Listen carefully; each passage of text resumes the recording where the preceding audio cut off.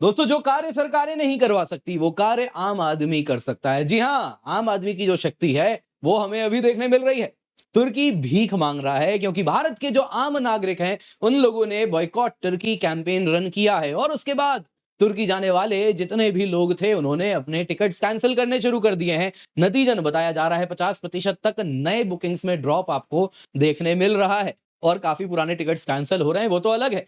यहाँ पे दोस्तों देखने वाली बात यह है कि तुर्की का जो आर्च राइवल है ग्रीस, वो कह रहा है कि जी आप तुर्की क्यों जाते हैं, ग्रीस आइए, हमारे यहाँ आइए, हमने तो आपको हमेशा सपोर्ट भी किया है। आप देख सकते हैं दोस्तों, यहाँ पे तुर्की वो देश है जिसने पाकिस्तान को खुल के मदद किया। तुर्की हो गए, अजरबैजान हो गए, दोनों ने ही किस प्रकार से भारत के ऑपरेशन सिंदूर को कंडेम किया था।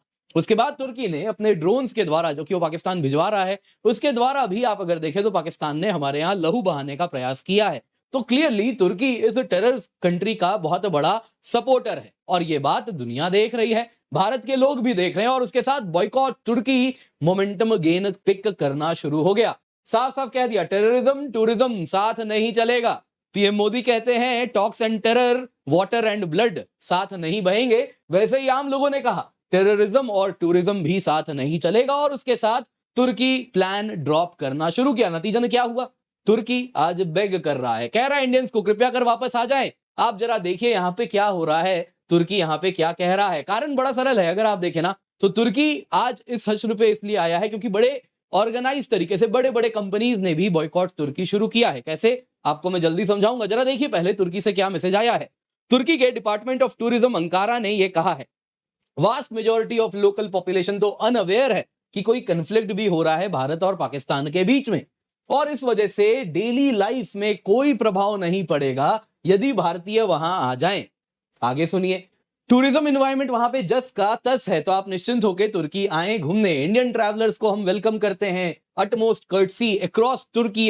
हम उनको ट्रीट करेंगे होटल्स में, रेस्टोरेंट्स में, शॉप्स में, जितने भी टूरिस्ट अट्रैक्शन है हर जगह जैसा हमेशा हुआ है। इसलिए हम कंफर्म करते हैं कि कोई कारण नहीं है कि आप पोस्टपोन करें, कैंसिल करें तुर्की ट्रिप्स को। जो करंट सिचुएशन है उसको आधार बना के जितने भी ट्रैवल ऑपरेशन हो रहे हैं वो एज प्लान्ड है, कोई रेस्ट्रिक्शन नहीं है, कोई सेफ्टी इशू नहीं है। इंडियन गेस्ट कृपया कर तुर्की आए, हम फुल्ली कमिटेड हैं, आपको कंफर्ट, सेफ्टी, सेटिस्फैक्शन आपके थ्रू आउट तुर्की के स्टे में देंगे।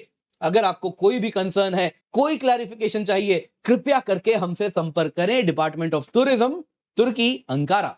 अब दोस्तों यहां पे सवाल पूछा गया, ये तुर्की को ऐसा क्यों लगता है, ऐसा क्यों लगता है कि हमें सेफ्टी या हॉस्पिटैलिटी का डर है ना। साफ साफ कह रहे हैं कि देखिए यहां पे जो प्रॉब्लम है वो ये है कि हम आपको रिजेक्ट कर रहे हैं। ये मत बोलिए कि यहां पे सेफ्टी या हॉस्पिटैलिटी की वजह से हम नहीं आ रहे हैं, ये बिल्कुल नहीं है। आप ऐसा साउंड करवा रहे हैं बस, लेकिन कोई फियर वियर का खतरा नहीं है। We are outrightly rejecting you, your country, for your support to terrorism. आप आतंक को सपोर्ट करते हैं, उसका ये नतीजा है, आपको हम बॉयकॉट कर रहे हैं। साफ साफ लिखिए ना, बॉयकॉट तुर्की मत कीजिए। क्या घुमा घुमा के बातें कर रहे हैं। यहां वीर सांघवी साहब ने लिखा, frankly we don't give a damn, तुर्की सेफ है नहीं है। आप पागल होंगे अगर आप, उनके शब्द हैं, you must be mad, you must be crazy. आप पागल होंगे यदि आप ये सोच रहे हैं कि हम उस देश को विजिट करेंगे जो ओपनली सपोर्ट दे रहा है पाकिस्तान को, उसको ड्रोन्स दे रहा है, जो कि भारतीयों के लहू से आज अगर आप देखें तो सना है। ऐसे देश को हम सपोर्ट नहीं करते। आप क्यों नहीं पाकिस्तानी टूरिस्ट को इन्वाइट कर रहे।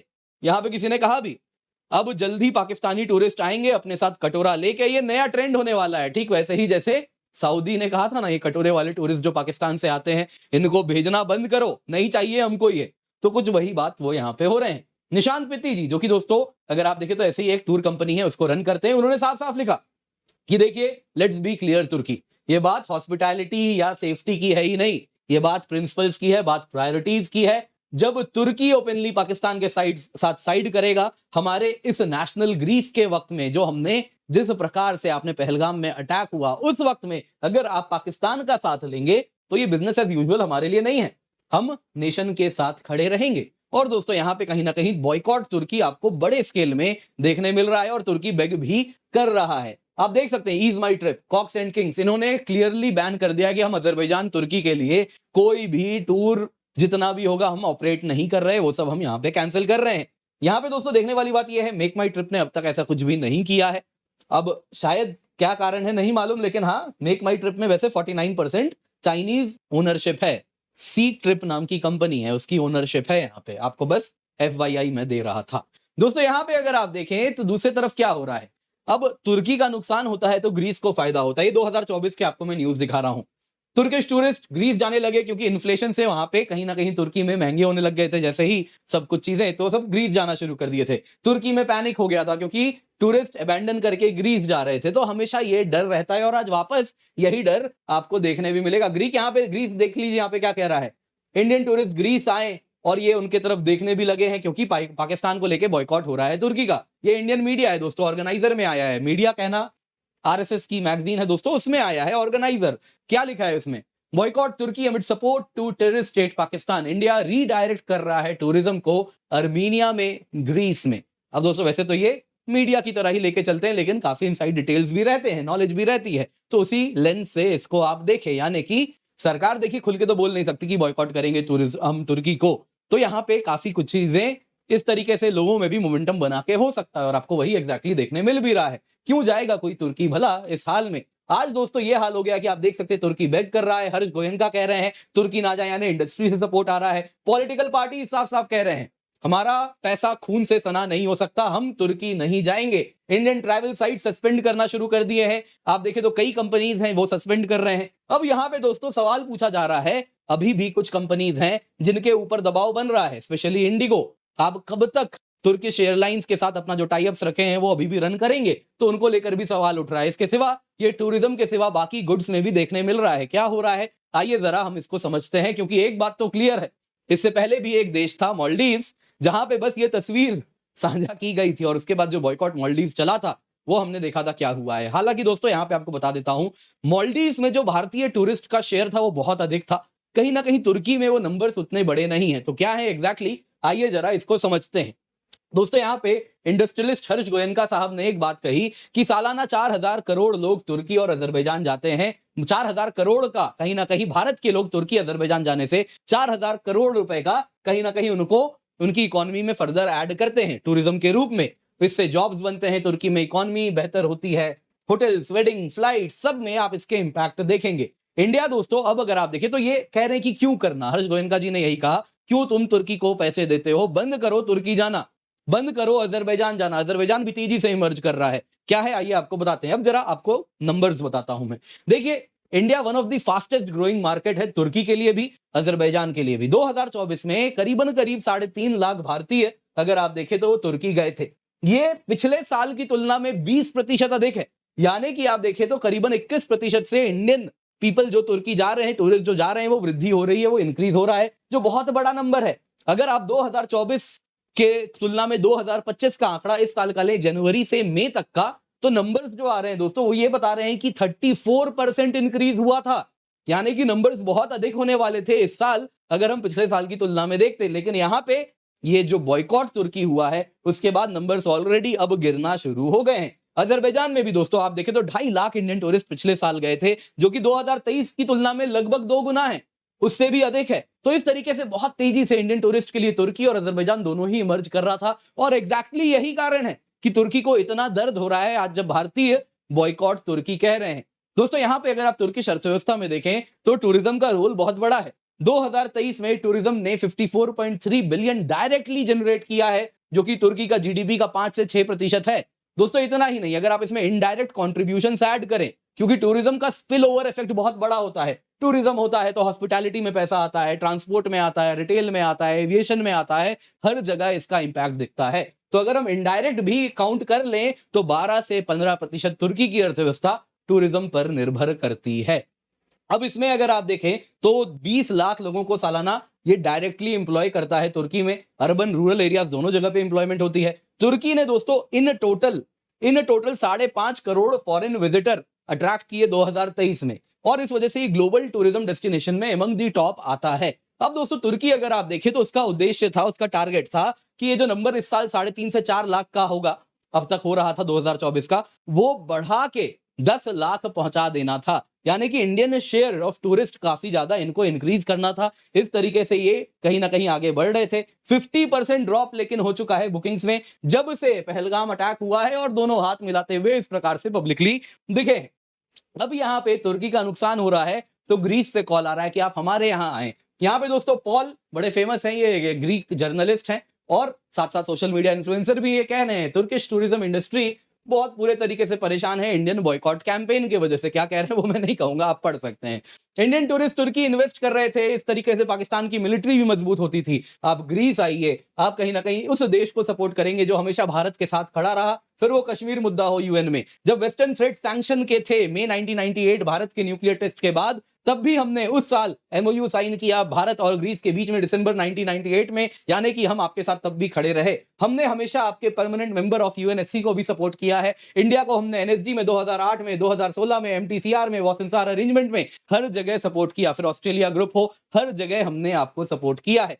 दोस्तों यहाँ पे वो कह रहे हैं कि इसीलिए हम चाहते हैं अब आप ग्रीस आए, क्योंकि जब आप ग्रीस आएंगे तो आप उस देश को सपोर्ट करेंगे जो आपके साथ हर बुरे समय में भी खड़ा रहा है, आपके साथ हर मुद्दे पे खड़ा रहता है। यही दोस्तों डिफेंस एनालिस्ट है सुशांत सरीन साहब, ये कहते हैं तुर्की तो भारत का डिक्लेयर्ड दुश्मन है, इसमें डाउट क्यों है? इसमें डाउट होना ही नहीं चाहिए। क्यों कोई भारतीय ऐसे देश में जाना चाहेगा जो हमारा दुश्मन है? इंडिगो क्यों बिजनेस करता है इन तुर्क टेररिस्ट के साथ? टेररिस्ट कह दिया इन्होंने तो। खैर, अगर आप तुर्की जा रहे हैं, अगर आपको कहीं जाना ही है तो इजराइल चले जाइए जो हमारे मित्र हैं, या फिर आप ग्रीस चले जाइए जो कि फैबुलस प्लेस है, सुपर फूड। अर्मीनिया जाइए, लेकिन इस आतंक को सपोर्ट करने वाले देश में इस्लामिस्ट क्लेप्टोक्रेट अर्डोगन के यहां तो बिल्कुल भी आप न जाएं। दोस्तों ये दिख रहा है कि बड़े स्केल में अब बॉयकॉट तुर्की शुरू हो रहा है, जो कि फ्रैंकली मुझे तो बहुत अच्छा लग रहा है, होना भी चाहिए। जिस प्रकार से इन लोगों ने ऑपरेट किया है, देश से ऊपर कुछ नहीं होता है। बॉयकॉट तुर्की इंटेंसिफाई कर रहा है। अब दोस्तों एप्पल्स को भी डिच करना शुरू कर दिया है। पुणे के मार्केट में से तुर्किश एप्पल्स गायब हो चुके हैं। यहां पे जरा ये देखिए दोस्तों, जब बाकी सेक्टर्स में इसके रिपल इफेक्ट्स होंगे तो साहब आपके ऊपर भी आएगा। राहुल भाटिया जी की तरफ अब देखा जा रहा है, इंडिगो के सबसे बड़ा स्टेक इन्हीं के पास है। दोस्तों तुर्किश एयरलाइंस का इंडिगो के साथ कोड शेयर अग्रीमेंट है। अब यही कारण है कि अगर आप देखें तो ग्रीस जाना महंगा है लेकिन तुर्की जाना सस्ता है। कारण क्या होता है कि जो कोड शेयर अग्रीमेंट है, ये पार्टनरशिप होता है। एक तरफ इंडिगो है, दूसरी तरफ तुर्किश एयरलाइंस है। तो इंडिगो क्या करता है दोस्तों, ये फ्लाइट फ्रॉम इंडिया ऑपरेट करता है। जैसे कि मान लीजिए मैं अहमदाबाद में रहता हूं, मुझे जाना तो मुझे कभी भी नहीं है, लेकिन मान लेते हैं चलिए मुझे अंकारा जाना पड़ा, तो मैं कैसे जाऊंगा? अंकारा से मैं अहमदाबाद से चलूंगा, दिल्ली जाऊंगा इंडिगो की फ्लाइट में, और दिल्ली से अंकारा जाने के लिए अगर आप देखें तो तुर्किश एयरलाइंस अपनी फ्लाइट रन कर रही है, उसी से मैं अंकारा चला जाऊंगा। तो इस तरीके से मैं एक सिंगल टिकट लूंगा अहमदाबाद टू अंकारा, इंडिगो के ही अगर आप देखें तो उसी आप फ्लाइट कोड में आएगा, लेकिन एक सिंगल टिकट से दो एयरलाइंस यहां पे रन कर रहे होंगे। अब दोस्तों एक ऐसा एग्जांपल लीजिए, मान लीजिए कि एक पैसेंजर है जो कि सिंगल टिकट लेता है, उसे बेंगलुरु से लंदन जाना है, तो यहां पे कोड शेयर की वजह से क्या होगा, वो बेंगलुरु टू दिल्ली अपने इंडिगो में जाएगा, दिल्ली टू इस्तांबुल जाएगा वो फिर अगर आप देखें तो तुर्किश एयरलाइंस में, और फिर इस्तांबुल से लंदन जाएगा वो फर्दर तुर्किश एयरलाइंस में। तो ये पार्टनरशिप की वजह से मुझे सहूलियत होती है